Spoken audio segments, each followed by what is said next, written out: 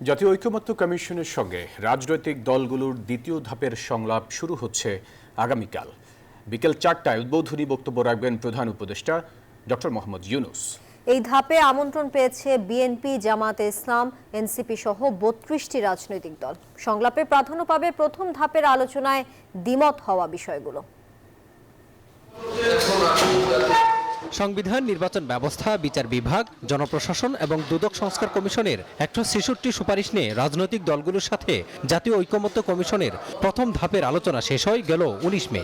যাতে অংশ নেয় ৩৩টি রাজনৈতিক দল।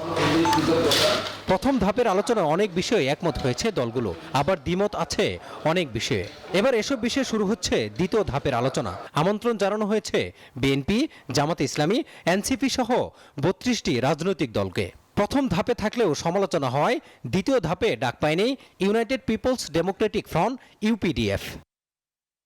সংলাপের উদ্বোধন হবে রাজধানীর ফরেন সার্ভিস একাডেমিতে।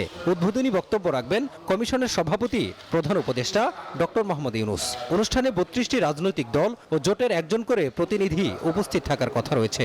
সোমবার দ্বিতীয় ধাপের সংলাপের উদ্বোধনের পর মঙ্গলবার থেকে আনুষ্ঠানিকভাবে দলগুলোর সঙ্গে আলোচনা শুরু করবে জাতীয় ঐকমত্য কমিশন।